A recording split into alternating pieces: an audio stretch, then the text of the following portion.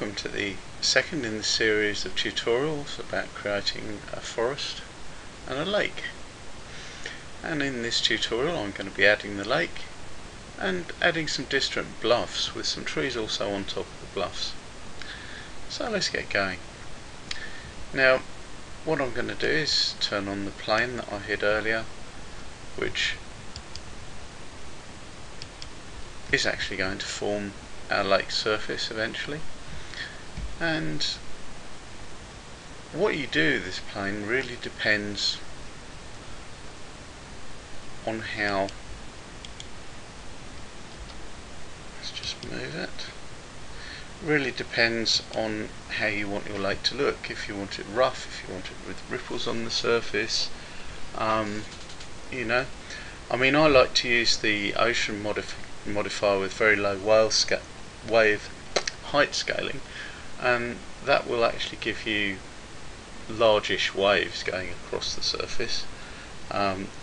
Large as in physically large in the XY direction, but not high, which is a good effect to have. And then add a wave texture on top of that for little ripples. So let's get going with that. Here's the thing I've called lake, and if we go into modifiers, add modifier, ocean. Whoops, it's disappeared. It's because it's changed the level of everything. Now as you can see, the waves at the moment are rather high. In fact, the waves are over the top of the trees. Help, it's a tsunami.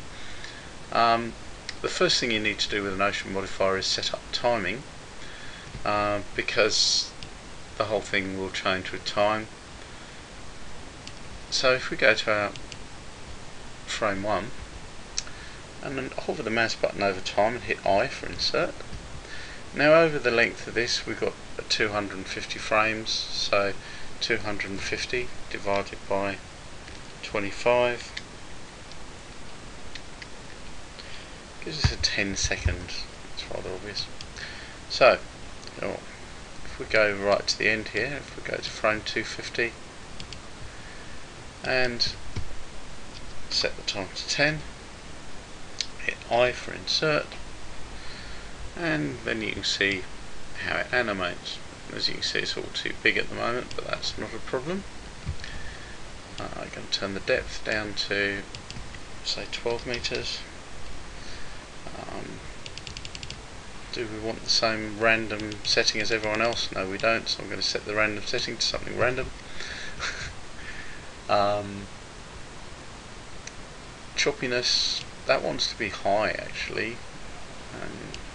The reason why is I'm going to adjust the scale of the displacement effect down.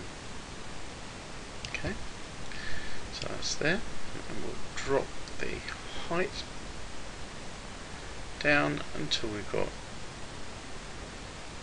a reasonable size. Now I'm going to hit S for scale. I'm going to scale the whole thing down so that it fits in our scene better. Adjust the height as I go. S for scale. You can see now there's lots of smaller effect waves coming in. And we're going to let the smallest wave be 0.001. Okay. And now as we run through, let's have a look and see how it looks. We want the shoreline to change a little bit, but not a huge amount. That's probably a little bit too much. So our scale can go down to maybe 0.2, and we'll run that again, and you can see that the water is moving like water, and that's probably still a little bit too much. 0.1, and there we go, that's good enough. And that's all we need to do in there, unless we want to make the waves align in a particular direction. Now if we look and see which way the waves are going, if we can see them because they're very small, we probably can't see them. There you go, can't see them, no problem. So we're not going to worry about alignment and the direction of the waves. And that's it. That's the ocean modifier part of it. No problems. Then we go into materials and we want a material for water. So new, I'm going to change the name of the material to water. Now the question is, what colour do we want our water? Now it could be a murky green lake, could be a brown lake, you choose. I'm going to have a somewhat green lake. It's going to be quite dark-ish, and don't forget, not all of the surface is going to be this colour. So let's turn that down. I want the intensity to be reasonable, not too high. Specularity, I want it to be fairly intense, and it's going to be a bit bluish because the sky is blue. So any reflections are going to be slightly blue. It's also going to be hard, because water itself is quite hard in terms of reflection. Now, transparency needs to be a ray trace transparency. I'll start it off as somewhere around about 0.4 in alpha and 0.6. The specular should always be slightly less transparent, because things bounce off when it's transparent. For an L value, I'm going to take up towards the top end of the scale, maybe not 5. Blend might be about 2. Index of refraction for water, it's about 1.3. And the gloss will affect how much gloss the surface has got. I'm going to leave it as it is for the moment because I'm going to use the mirror modifier. Now the next thing is how much to filter in the colour for anything you see through it. And I usually leave that around about somewhere between 0.3 and 0.4. Limit the depth that light can penetrate to maybe 1.7. Take the number of refractive things up to 3, bounces up to 3. Going to have mirror. Now the reflectivity wants to be kind of just above the mid-range. Wants to reflect roughly the colour the water is, so it'll make reflection slightly tinted green. Depth is okay.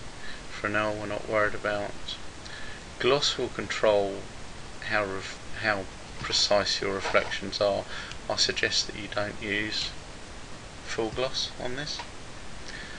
And fade to sky, that's absolutely fair enough. Now if we render this as it is, and I will pause the render because this is going to take a little while. Well, we're up to the stage now where I would think that a full render is going to take us maybe 5 minutes. This has taken us 2:54, but it's enough to see what we've got. And what we've got is water, but the water is actually too transparent. We don't want to see the lake bed everywhere. And the thing we need to do well, there's a couple of things we could do. We could make the water less transparent, but that always looks bogus. Sorry, but it does. It takes less time to render, but it's awful. And so we're going to use subsurface scattering, and the colour we're going to use, obviously it's green, it's going to be quite dark. Whoops. Like so. Index of refraction is picked up from earlier. RGB we can leave the same. Scale, however, I'm taking up. And we'll render that again and see what happens.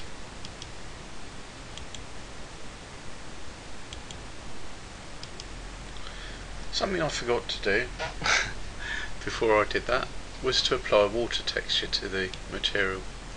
So let's go into the textures, new, image or movie, and there's a number of textures I've got which have got like ripples in. Let's just find an appropriate one.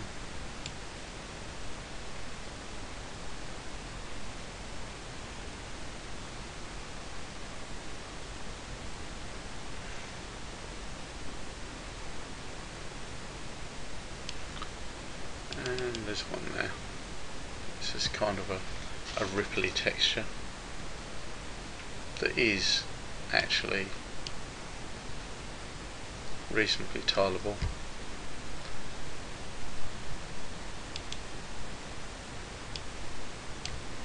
Forget about the colour, we don't want it to influence that, we just want geometry, and we'll have it go 0.101 or something like that. And there we go, we've got that sort of ripple texture going on.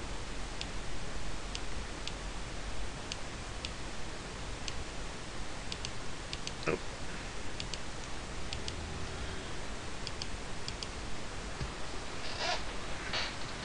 And we'll give it another go.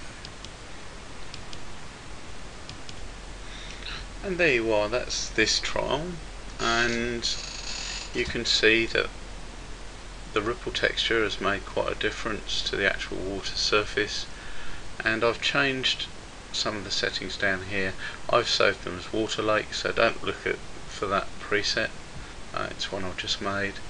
I've taken the scale right up, taken the RGB radiuses, the red and the green up, and the blue down, and that's produced this scattering effect. In actual fact, I think that ripple texture can get a bit higher, and I want to rotate it a bit so it's a bit less 90 degrees flat on. So I'm going to go in here, and as you can see, I've got it set to 2 each way, and take the normal up to 0.7. Now I'm going to make it 0.8, 0.85. That will give us a reasonable effect, I think.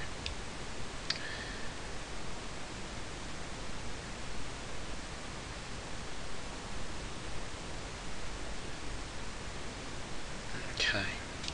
Now I'm going to have to map this texture anyway to another object because I want to animate the ripples. The ripples want to come towards us, but not very quickly. And the only way to do this is to actually put an object in. And the object I'm going to use is obviously an empty, which is the object we always use for things like that. I want to set the cursor to the origin of the lake, because then it will start out in the right place. And I'm going to add myself an empty. There it is, and I'm going to change the name of it to water texture text control, just so we remember what the heck it is and what it's doing there. And I'm going to go to the beginning, and I'm going to insert a location and rotation. But before I do that, I suppose I'd better rotate it. Like so. Insert lock rods. Now, what I want to do is, over the course of our 10-second animation, I want to move it towards us, but not by a lot. So if you think about it, how fast do ripples on water move in the space of 10 seconds, I reckon maybe on a lake this size they're going to get about maybe that far. And since the waves are kind of going that way, I'm going to move it that way a bit as well. And having the cursor there lets you see how far you've moved it. And I reckon that that's actually fine for our purposes. So I'm going to insert location now, not rotation, because we may want to change that. And obviously that's going to move, and the texture is going to move with it. So there we go.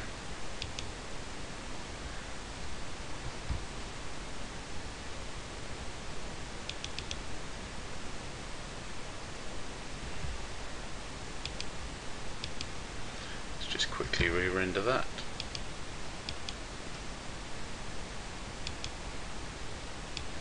There you go. I'm being Mr. Forgetful again. What I forgot to do was, if we go back to lake, I forgot to set the coordinate type to object. And the object, of course, is our empty, which we call texture control. If I press T, that gives us all things starting with T or with T in it. And there we go. That's our water texture control. Projection is still flat. So now I can go and render it. Right, so this is what it looks like. Now I changed the repeat on the texture to 1 because I didn't feel the ripples were quite large enough. I also changed the normal back down to 0.75 because when you change the texture the ripples get deeper as well as wider. So that's what it looks like. Now it's taking one heck of a long time to render already, and that's entirely because of the subsurface scattering. So I want to do a quick trial just to see what it looks like without subsurface scattering. Actually that isn't bad, and it's more than half the render times. It's slightly unrealistic in the areas around here, but considering I'm going to be doing an animation, render times are very important.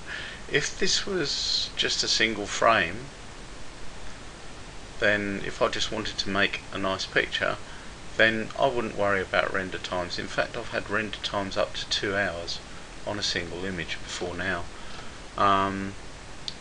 This is going to be something like 5 minutes for a whole frame, which isn't too bad. It means for 250 frames, let me see,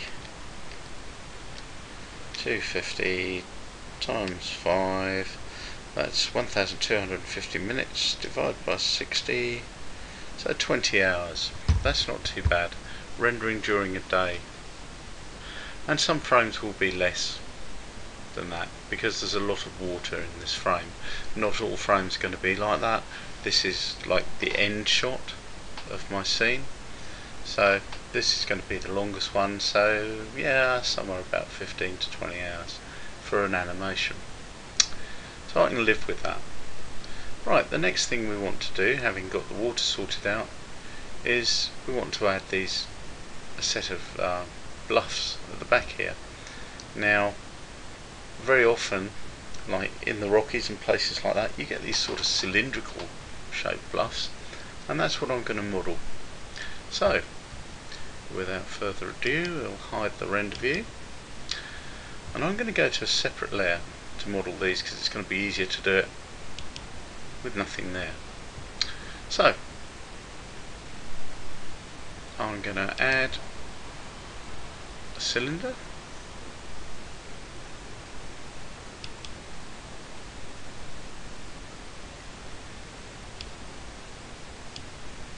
and that's absolutely fine actually.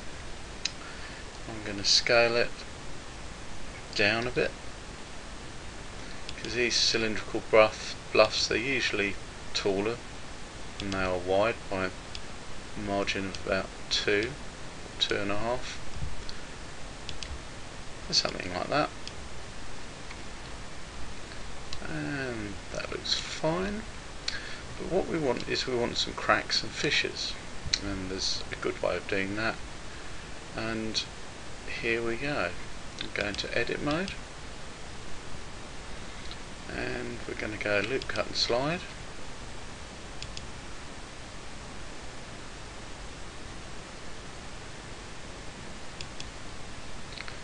loop, cut and slide again,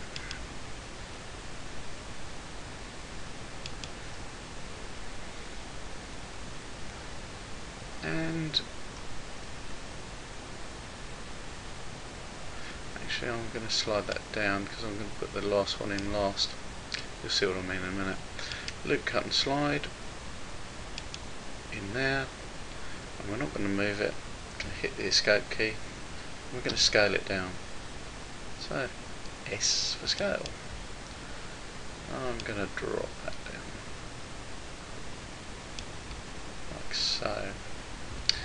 and we're going to do several of these little sequences. We're not going to make it too regular.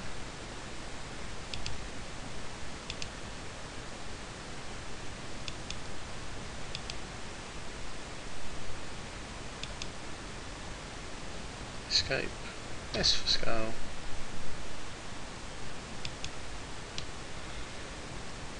And you can see the sort of thing that we're getting. We're getting something with grooves in it. Now, this in fact is not quite what we want. So I'm going to go into orthographic view.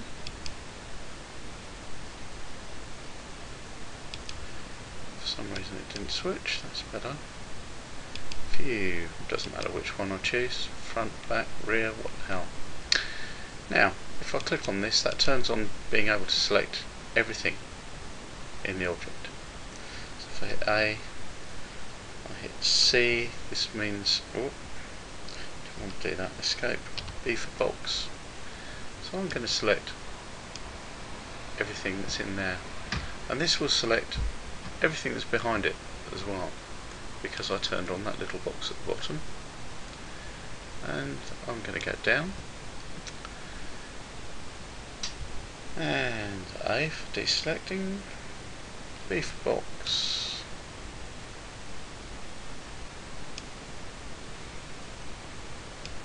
I'm going to go up,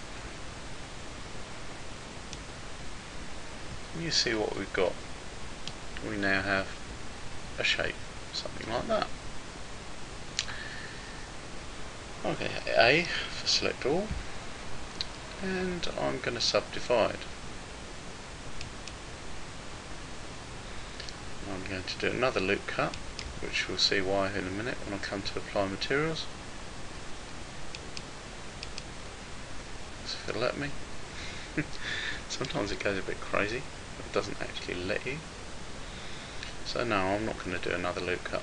What I'm going to do is I'm going to select this here and that there, turn off select everything, and I'm going to select a loop. I'm going to move that loop up, because this at the top here needs to be a different material. It needs to be the earth, if you see what I mean. And then the very top here, that face needs to be a sort of grass. So do the same again.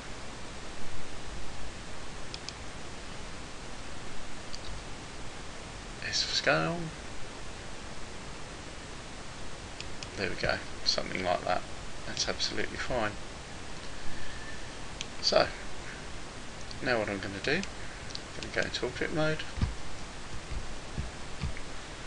and we're going to add in our usual rock modifier for anything that's rock. Displace, texture we're going to use, rock displace, usual, nothing like that however. 0.1, absolutely fine, and it's going to be global. As you can see, as we move it around, it will look different, which is pretty cool. It's a really brilliant way of making rocks and everything. And if you wanted to, you could actually set the texture to be, rather than global, to be an object, and then you can move the object around and adjust the shapes of all the rocks until you're happy with it. So that, if you like, is one little unit of our bluffs. Now I'm going to hide that because it makes selection rather difficult, and we're going to do materials. Okay. Now the first thing I'm going to do, I'm going to set it to smooth shading, and we're going to use a new material. It's not going to be the rocks we had, because the rocks we had, it needs to look a little different from that. So it's going to be a new material. I'm going to give it a colour that's a bit different from anything else in the scene. You will never see that colour. The specular colour, however, you will see, That's going to be a kind of a sandy colour. And we're going to go into texture. I'm going to use an image texture, surprise surprise.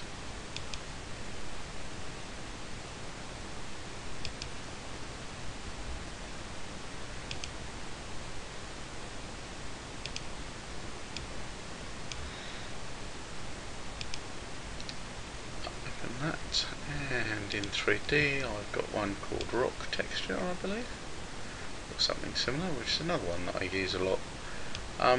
You get these textures. I've got rock cliff, or I've got rock. Rock cliff sounds good actually.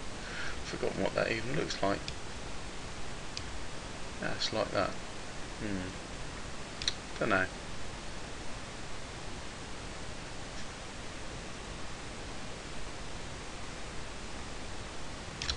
Let's have a look.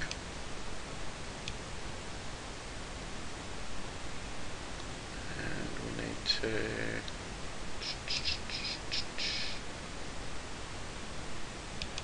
change the production to be a tube.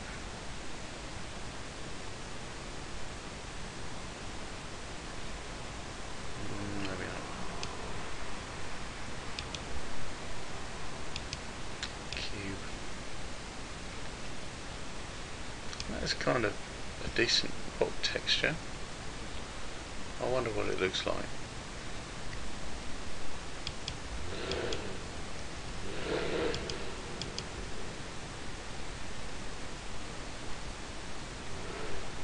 It's not too bad, I suppose.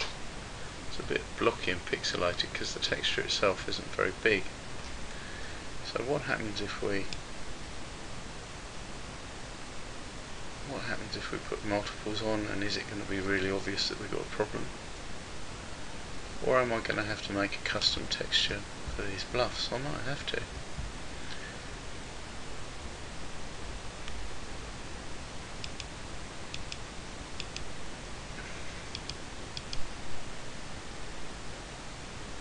Yeah, you can see that line's appeared. It's going to be really obvious that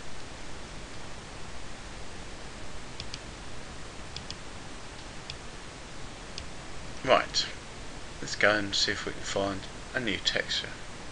Might be long. Right, I ended up making a texture from a couple of images I got from Google. So let's just change that, and it's called rock.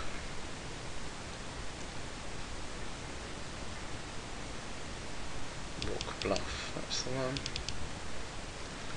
And you can see that's what the texture looks like.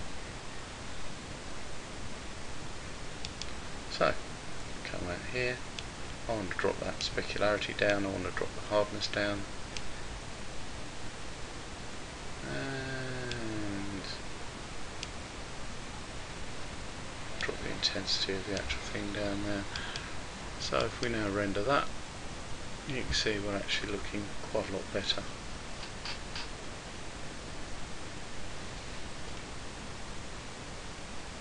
Good.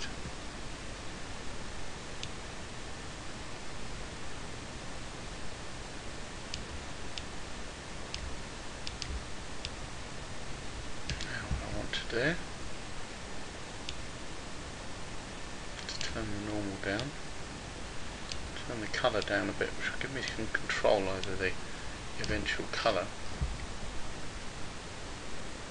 because I want it to go rather darker. Don't want it blue. It's going to be brownish. It's going to be dark brownish.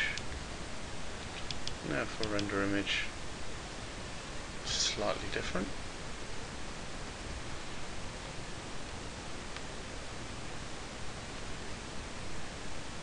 What I want to do probably is to delete that. I'm going to be changing the material on that top anyway, so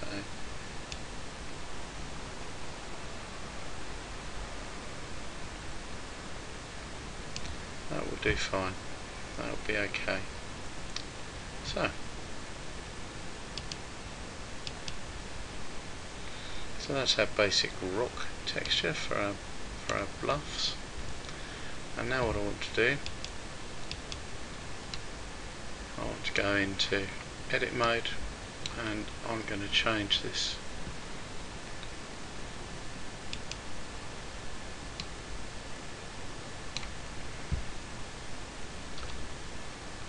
First of all, I want the material on this ring of vertices there. Actually, I want to do it by face, I think. Yeah, that's more intelligent. So I'm going to change that material to be the same material that we used on our lake, which is kind of a muddy material. So I'm going to hit plus. I'm going to select our material that we used on our lake bed, which I believe was that one. I hadn't renamed it, which was very naughty of me. Yep.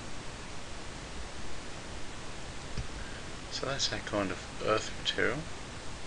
Hit assign. You see that's changed a bit. And now I want a new material. So we haven't got grass. And we're going to go into textures. New. Surprise, surprise, it's an image texture.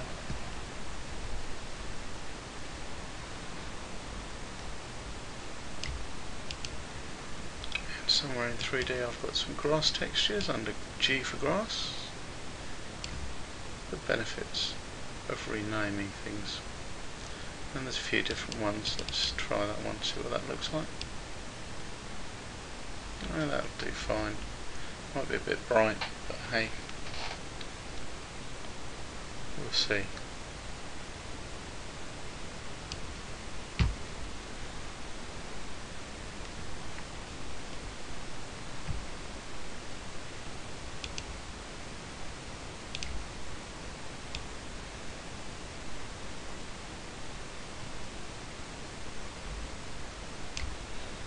And we're going to make it affect the geometry. I think it is a bit too bright, so I'm going to take the brightness down of the texture. Not that far. Increase the contrast a bit. That'll do. Something like that. Take our intensity down. Specularity down. Make it specularity green.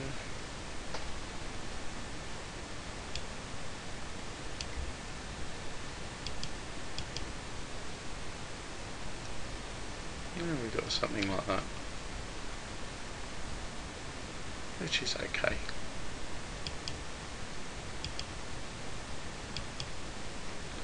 So that's our first bluff. So if I now go and turn our modifier back on,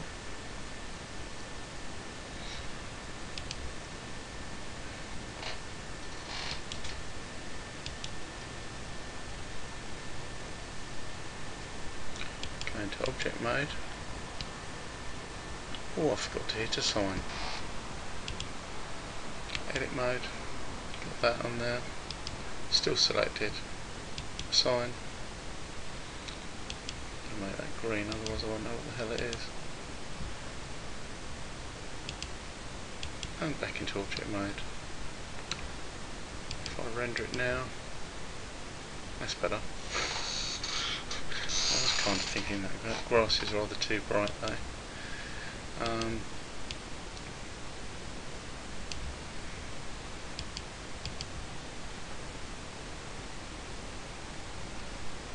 Sort of better. That'll do. Now what we want is a group of bluffs.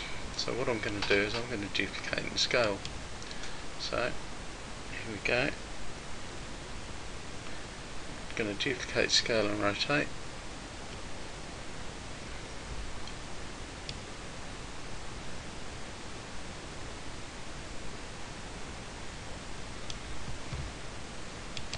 And rotate, make sure that the textures don't quite look the same. I'm going to have these bluffs increasing in size as they go to the right. So I'm going to scale the whole thing up a bit. Let's just that right. Duplicate.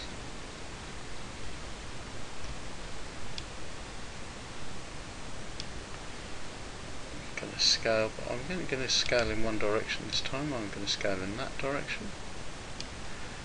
Y. And I'm going to scale down in that direction. And let's rotate it a bit to get the texture in a different place. And now if we render that, you see we've got a group of 3 bluffs that don't really look at all the same. I'm not a big fan of this repeating feature around here. I can go into the texture and get rid of all these repeats if I want to, which I should do any second now. There we go, I edited the texture to get rid of some of the repeating objects, and it all looks an awful lot better. Right, so now what I want to do is I want to move those back to our regular layer and position them and scale them. So I'll show hide my render view. I want to select all of them. I might as well make them all one object, so I'm going to hit join and I'm going to rename them. Must start to remember to rename things to bluffs, and I'm going to move them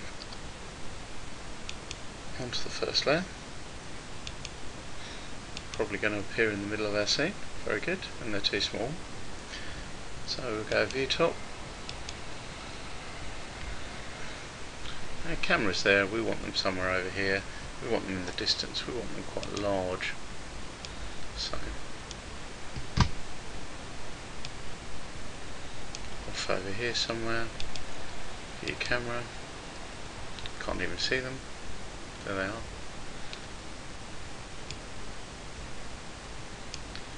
And we're going to scale those up.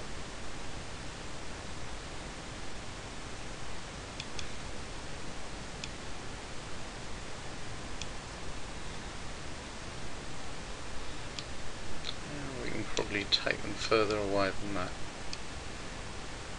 View camera. I want the right hand side of these bluffs to go off the edge. So in actual fact what I want to do is I want to scale these in one direction, I think, and do that with them. Now what happens if I render image? What do I get?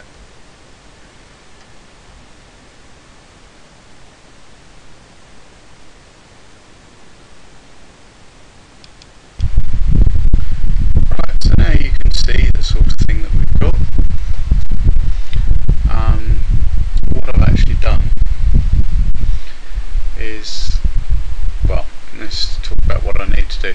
What I need to do is add trees to the top of here, and I'm going to do that in exactly the same way as I added trees onto the lakes around.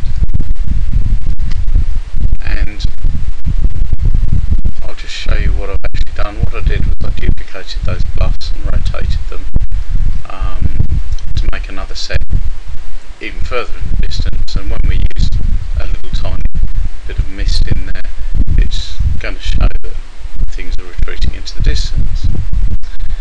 So if I hide this, you can see if I what I've done. There you go.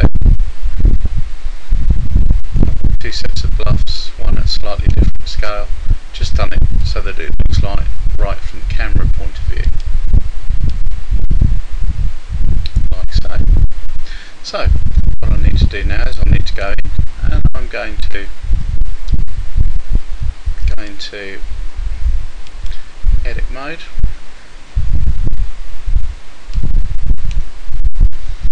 I'm going to add some trees, and the way I'm going to do that is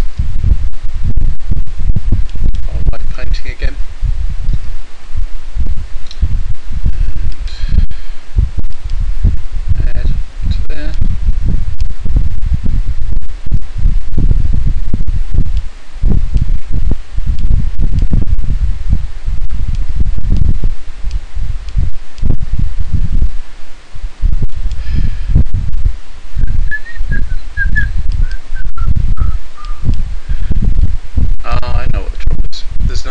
vertices on the top of these bluffs, because these bluffs are just made from a polyface, so they don't actually hold any white paint information. This is a bit of a problem, so we're going to have to go into edit mode and we're going to have to replace these with a totally different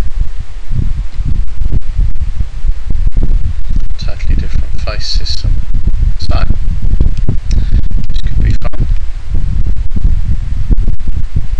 Turn off being able to select everything, just select that face, X for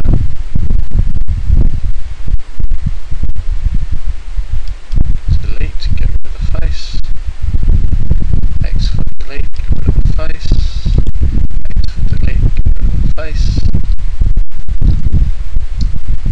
And now what we want to do, go into vertex select mode, select two vertices, and edge ring.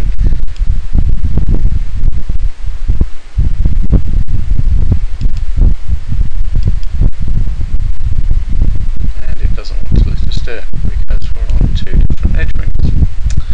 It's the trouble not being able to see what you're doing. So I'm going to go into wireframe, or at least I can see what I'm selecting, hopefully. So I'm going to select two, select edge loop, that's better, hit F for face,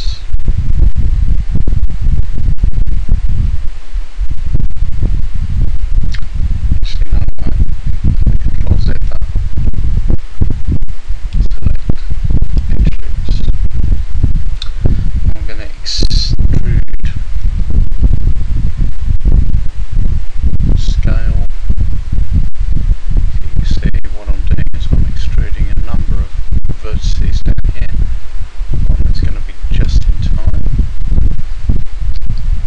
and S and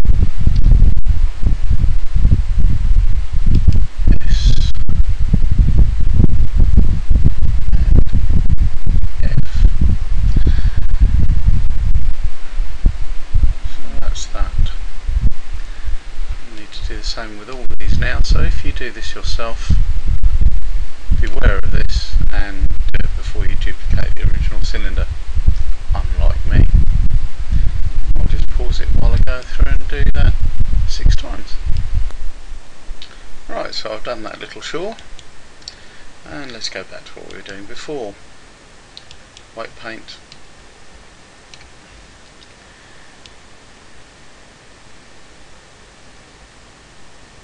And we want it a bit irregular. You don't want trees across the whole thing, probably. Something like that, perhaps.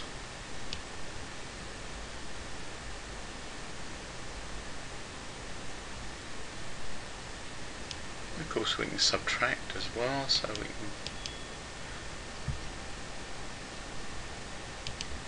get rid of the thing that we don't want, which is this little area here. So subtract that.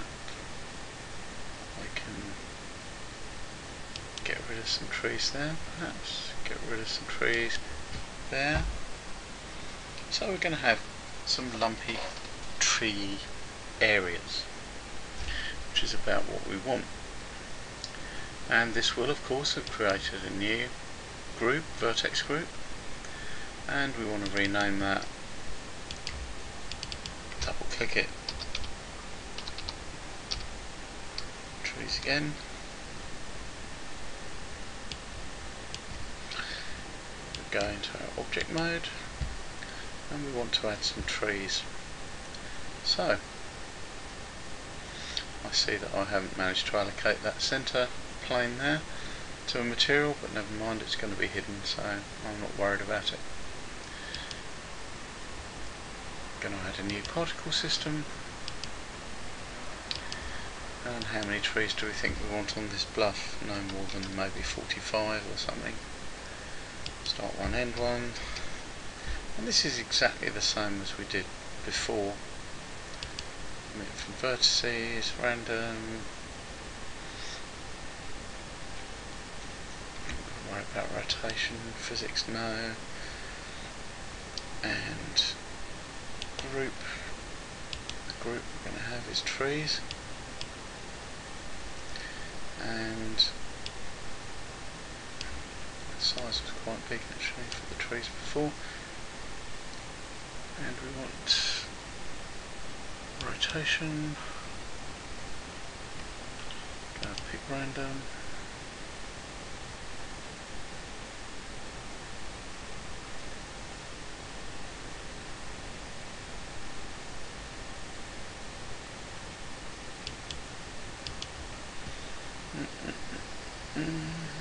What is it that I've forgotten to do? I've forgotten to do something.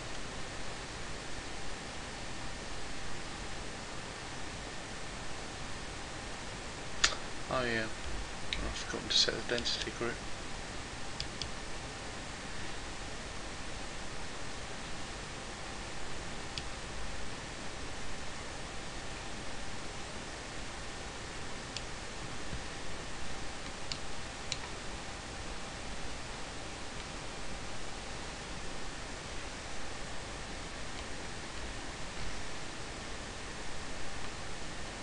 This is really strange because this worked.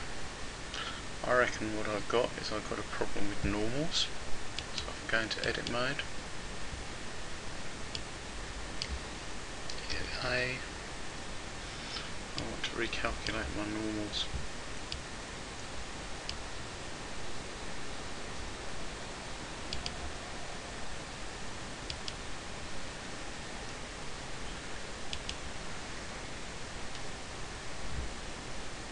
Back into object mode. It hasn't made a blind bit of difference. All my trees are over on their side for some peculiar reason.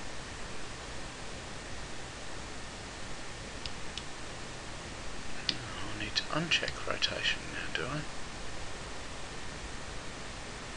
I? And I seem to have grown some trees on the back, which is where I didn't really want them, but never mind. I guess what's actually happened is I've got a white paint set on the back somewhere. If I go into white paint, yeah, look, see, I missed it. You have to be very careful with white paint sometimes. It's like very mysterious sometimes the way that it works.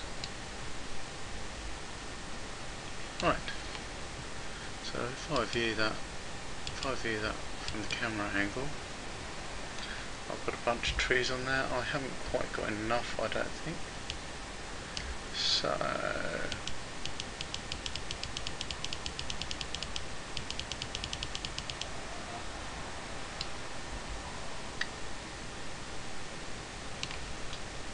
just going to add. I want to get some in this sort of area, and that's a bit better.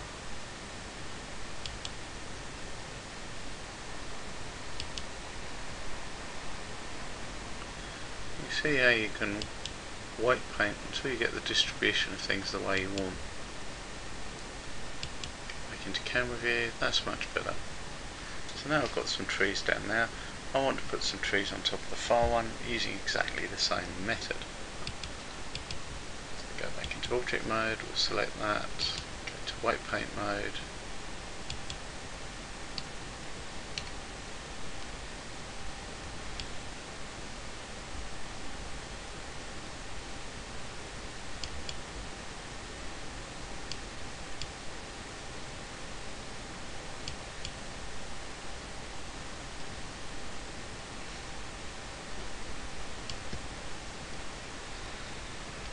Escape.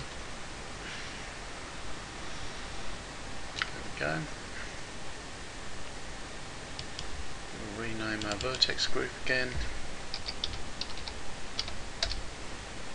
It doesn't matter if they've all got the same names, it's just so I can find them really if I want to play about with it at a later date, because I so often reuse stuff. You know, I mean, these bluffs might very well appear somewhere else, so renaming things is always a very good idea.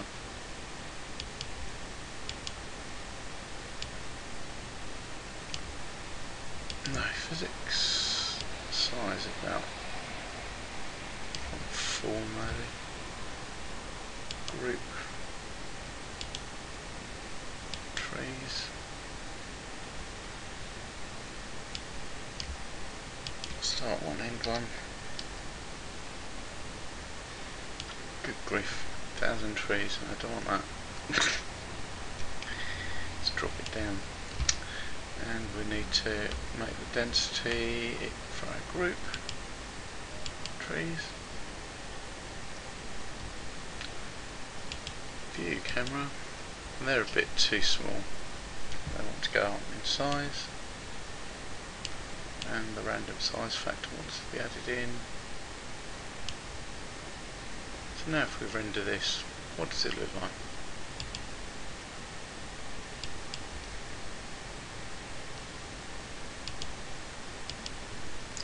Right, so here we are, and that is as far as we're getting in this tutorial. Like you can see, there's several things that's wrong with it. I still haven't altered that rock down there, and there's another rock over there that wants changing, and one there.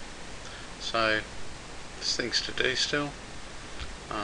Might edit that rock there to make it a little bit more believable as well. But there's some nice features in this scene. Some of the materials want changing. Obviously the grass is too bright, and the lighting wants some adjustment. But yeah, this is coming along. It's coming along quite nicely, and that took 7 minutes to render. So, see you in the next forest tutorial.